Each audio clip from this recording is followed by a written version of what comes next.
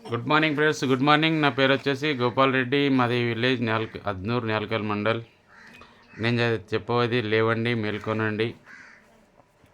కర్మయోగ సారమంతా ఇది.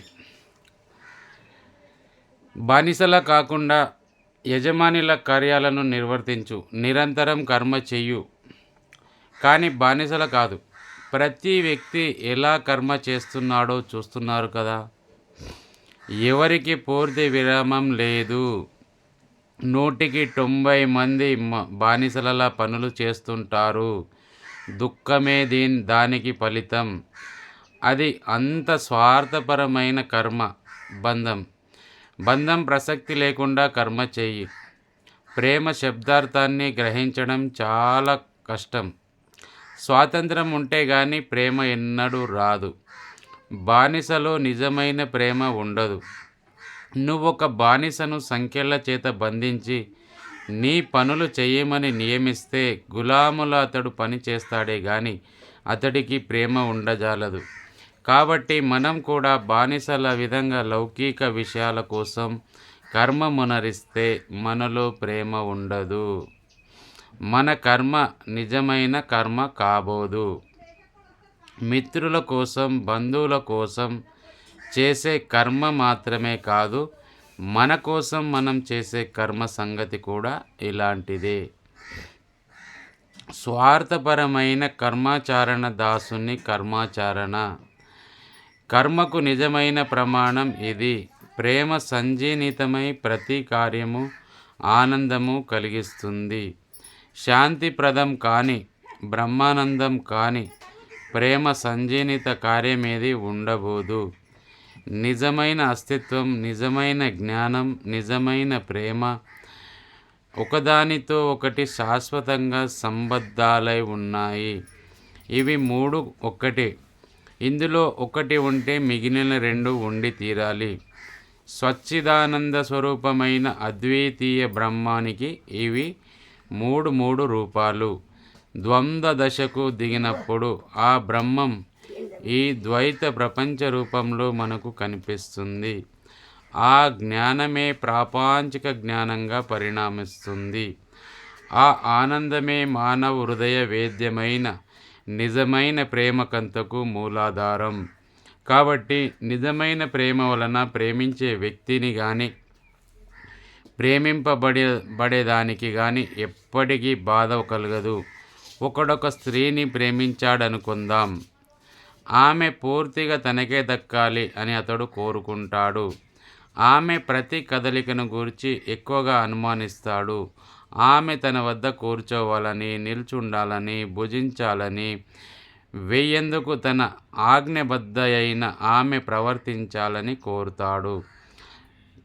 తానామెకు దాసుడు కాబట్టి ఆమె కూడా తనకు దాసురాలై ఉండాలని అతడు ఆకాంక్షిస్తాడు. ప్రేమ భారాన్ని కప్పుకొన్న మోహవ్యాధి బానిసది. దానివల్ల బాధ కలుగుతుంది కాబట్టి అది ప్రేమ కాదు. అతడు కోరుకున్న దానిని ఆమె చెయ్యకపోతే అతడు బాధపడుతున్నాడు. ప్రేమకు ఫలంగా ఎప్పుడు బాధ కలగదు. ఆనందమే ప్రేమకు ఫలం. ఆనందం ప్రకారం కాకపోతే అది ప్రేమ కాదు.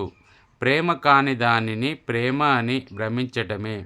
ఎలాంటి బాధ, అసూయ, స్వార్థపరమైన భావం కలగని విధంగా నువ్వు నీ భర్తను, భార్యను, బిడ్డలను, లోకాన్ని, విశ్వాసాన్ని ప్రేమింపగలిగినప్పుడు నువ్వు అసంగుడవు కాదగ్గ స్థితికి పొందినట్లు.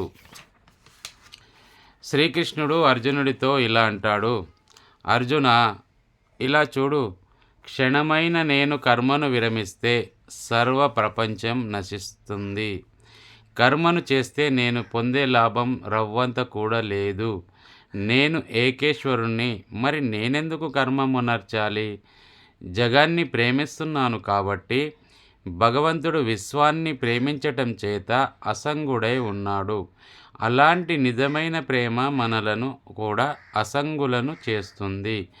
ఎక్కడ సంగమున్నా, ప్రాపంచిక విషయాల పట్ల మమకారమున్నా అది అంత ఒక రకమైన ప్రాకృత రేణువులకు కలిగే భౌతికాకర్షణమని, అది 2 శరీరాలను సదా ఒకదానితో ఒకటి ఆకర్షిస్తూ అవి సన్నిహితాలు కాజాలనప్పుడు బాధ కలిగిస్తుందని మీరు తెలుసుకోవాలి. కానీ నిజమైన ప్రేమ భౌతిక సంబంధంపై ఆధారపడింది కాదు. అలాంటి ప్రియురాలు ఒకరికొకరు కొన్ని వేల మైళ్ళ దూరంలో ఉండవచ్చును, కానీ వారి అన్యోన్య ప్రేమ ఒకే విధంగానే ఉంటుంది. అది నశించదు, ఎన్నటికీ అది బాధాకరం కాబోదు. ఇలా అనాసక్తి అలవాటు చేసుకోనడానికి జీవిత కాలమంతా పట్టవచ్చును, కానీ ఈ స్థితిని పొందగానే ప్రేమ పరమావధి పొంది విముక్తులమవుతాం. ప్రకృతి బంధాల నుండి విడివడి ప్రకృతిని దాని యథార్థ స్వరూపంలో దర్శిస్తాం. ఇక ప్రకృతి మనలను బంధించలేదు. పూర్తి స్వతంత్రులమై అప్పుడు కర్మఫలాలను ఇసుమంత కూడా లక్షించం. కర్మఫలాలు ఎలాంటివైనా కానివ్వు, ఎవరు లక్ష్య పెడతారు? నీ పిల్లలకు నువ్వు ఇచ్చేవానివి, వారికి నువ్వేమైనా ప్రతిఫలం ఆర్జిస్తావా? వారి కోసం పాటుపడడం నీ విధి, అంతే. నీ పిల్లల పట్ల నువ్వెలాంటి మనోభావం వహిస్తావో అలాంటి మనోభావాన్నే నువ్వు ఉపకరించే వ్యక్తి పట్ల, నగరం పట్ల, రాష్ట్రం పట్ల వహించు. ఎన్నడూ ప్రతిఫలం అపేక్షించకు. దాతవై ప్రతి వస్తువును ఫలాపేక్ష లేకుండా లోకానికి సమర్పింపగలిగితే నీ కర్మలు నీ బంధాన్ని కలిగింపవు. ఫలాపేక్ష ఉంటేనే బంధం కలుగుతుంది. బానిస వలె పనులు చేయడం బంధాన్ని, స్వార్థ పర్వతాన్ని కల్పిస్తే, ఆత్మ స్వాతంత్రంతో కర్మను నిర్వర్తిస్తే సంఘరహిత్య జనితానందం కలుగుతుంది. న్యాయాన్ని గూర్చి, ధర్మాన్ని గూర్చి తరచు మనం ఏమేమో చెబుతుంటాం, కానీ న్యాయ ధర్మాలనేవి లోకంలో కేవలం శిశువులు పలికే అర్థం లేని మాటలని మనం తెలుసుకుంటాం. బలం, కారుణ్యం అనేవి రెండే మానవ వర్తనాన్ని నిర్ణయిస్తాయి. బలాన్ని చూపటం నిజంగా స్వార్థ పరత్వాన్ని చూపటమే అవుతుంది. తనకున్న అధికారం చేత, అనుకూలత చేత వీలైనంత వరకు తాను లాభపడడానికే ప్రతి వ్యక్తి ప్రయత్నిస్తాడు. కారుణ్యమో సాక్షాద్దివ్యక్తే. మంచివారుగా ఉండాలంటే మనమంతా కరుణ కలిగి ఉండాలి. న్యాయం, హక్కులు కారుణ్యం మీదే ఆధారపడి ఉండాలి. కర్మ ఫలాపేక్ష అంతా మన ఆత్మాభివృద్ధిని నిరోధిస్తుంది. అంతేకాదు, పర్యవసనం దుఃఖమయం. కారుణ్యాన్ని, స్వార్థరహితౌదార్యాన్ని మనం ఆచరణలో పెట్టడానికి మరొక విధానం ఉంది. మనం సాకార దైవాన్ని నమ్మితే మన కర్మను ఆరాధనగా భావించడమో ఈ విధానం. ఇందు మన కర్మ ఫలాలన్నిటికీ భగవంతుడికి అర్పిద్దాం. భగవంతుణ్ణి ఇలా ఆరాధిస్తే మనం చేసే కర్మలకు మానవ కోటి నుండి ప్రతిఫలం కోరడానికి మనకు అధికారం లేదు. సాక్షాత్తు భగవంతుడు సదా నిరతుడై అసంగుడై ఉన్నాడు. నీరు తామరాకును తడుపునట్లు స్వార్థరహితుడైన వాడికి ఫల సంఘాన్ని కల్పించి కర్మ అతన్ని బంధించలేదు. నిస్సంగుడు, స్వార్థరహితుడు అయినవాడు పాప పంకిలం జనాకీర్ణం అయిన నగరం మధ్యలో నివసిస్తున్న అతన్ని పాపం అంటలేదు. పూర్తి స్వార్థరహిత్యం అంటే ఏమిటో ఈ కింది కథ నిరూపిస్తుంది. కురుక్షేత్ర యుద్ధానంతరం పంచపాండవులు అశ్వమేధ యాగం జరిపి బీదలకు అపారమైన దాన ధర్మాలు చేశారు. జనమంతా ఆ యాగ వైభవాన్ని, గొప్పతనాన్ని చూసి ఆశ్చర్యంతో అలాంటి యాగం లోకం ఇంతవరకు కనివిని ఎరగదన్నారు. యాగం ముగిసినాక ఒక ముంగీస అక్కడికి వచ్చింది. దాని శరీరం సగం బంగారు వన్నెతో, సగం గోధుమ వన్నెతో ఉండినది. అది యజ్ఞ మంటపంలో అటు ఇటు పొర్లసాగింది. తన చుట్టూ ఉన్న జనంతో అది, మీరంతా అసత్యవాదులు, ఇది ఒక యజ్ఞమే కాదు అంది. ఆ మాటలకు జనం ఇలా అన్నారు, ఏమిటి, ఇది యజ్ఞమే కాదా? ధనం, నగలు బీదలకెలా ధారాపాతంగా కురిపించబడ్డాయో, అందరూ ఎలా భాగ్యవంతులై సుఖవంతులై ఉన్నారో నీకు తెలియదా? మానవుడు నిర్వర్తించిన యాగాలలో ఇది మహాద్భుతమైనది. దానికి ఆ ముంగీస ఇలాగంది, ఒకప్పుడు ఒక గ్రామం ఉండేది. అందులో ఒక పేద బ్రాహ్మణుడు తన భార్యతో, కొడుకుతో, కోడలితో నివసించేవాడు. వారు నిరుపేదలు. అతడి బోధనలకు, ఉపదేశాలకు గ్రామస్తులు సమర్పించే స్వల్పమే వారి బతుకు ఆధారం. ఇలా ఉండగా ఆ దేశంలో 3 సంవత్సరాలు వరుసగా కరువు ఏర్పడింది. అందువల్ల ఆ పేద బ్రాహ్మణుడు ఎప్పటికంటే మరింత కష్టపడసాగాడు. రోజులు కొద్దీ కుటుంబం పస్తుండగా ఒకనాటి ఉదయం తండ్రి ఎలాగో అదృష్టవశాన కొంత బియ్యపు పిండి సంపాదించి దానిని 4 భాగాలు చేసి నలుగురికి పంచాడు. వాళ్ళు దానిని ఉడికించి తినబోయేటంతలో ఎవరో తలుపు తట్టారు. తండ్రి తలుపు తెరవగానే వాకిట్లో ఒక అతిథి నిలబడి ఉన్నాడు. భారతదేశంలో అతిథి అంటే పుణ్యమూర్తి. అతడిని దైవంగా భావించి పూజించాలి. కాబట్టి ఆ బీద బ్రాహ్మణుడు స్వాగతం, లోపలికి రండి అంటూ అతిథిని ఆహ్వానించి తన వంతు ఆహారాన్ని అతడికి సమర్పించాడు. అతడు దాన్ని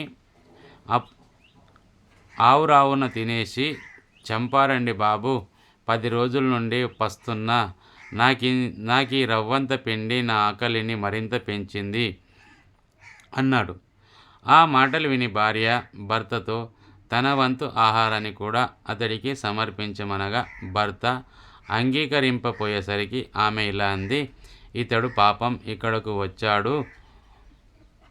ఇతడికి ఆకలి తీర్చడం గృహస్థులమైన మన కర్తవ్యం కదా. ఇతడికి ఇవ్వడానికి మీ వద్ద ఏమీ లేదు కాబట్టి నా వంతు ఆహారాన్ని సమర్పించడం భార్యనైనా నా విధి.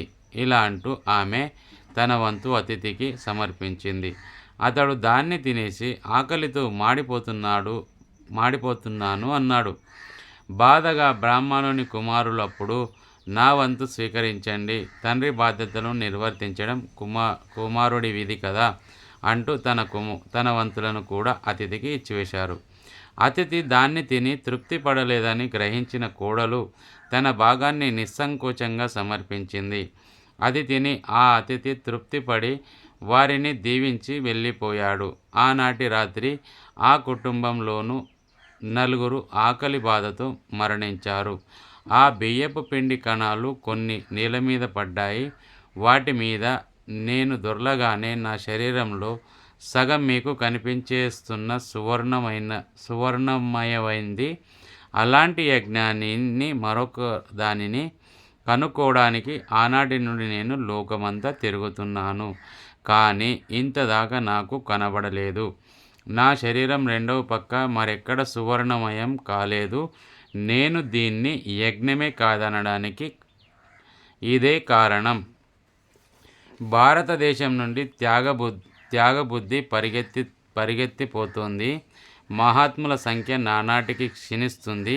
నేను ఆంగ్ల భాషను నేర్చుకోవడానికి ప్రారంభించినప్పుడు ఒక ఆంగ్ల పుస్తకంలో విదేశీయుడైన ఒక బాలుని గురించి ఒక కథ చదివాను. అతడు ఇల్లు విడిచి పని చేయడానికి పోయే ముందు తన ముసలి తల్లిని తాను సంపాదించిన ధనంలో కొంత భాగం ఇచ్చాడట. ఇది 3-4 పుటలలో శ్లాఘింపబడినది. దీనిలో ఏముంది? హిందూ బాలుడెవరు ఈ కథలోని నీతి ఏమిటో ఎన్నటికీ గ్రహింపలేడు. ఎవరికి వారే అనే పాశ్చాత్య ధర్మతత్వాన్ని విన్న నాకిప్పుడు ఆ కథలోని నీతి తెలుస్తుంది. చిన్న నా పొట్టకు శ్రీరామ రక్ష అని కొందరన్నింటినీ తమ కోసమే దాచుకుంటుంటే తల్లులు, తండ్రులు, భార్యలు, బిడ్డలు దిక్కులేని వారవుతున్నారు. ఇది ఏ దేశంలో కానీ ఏ కాలంలో కానీ గృహస్థులకు ఆదర్శం కాకూడదు.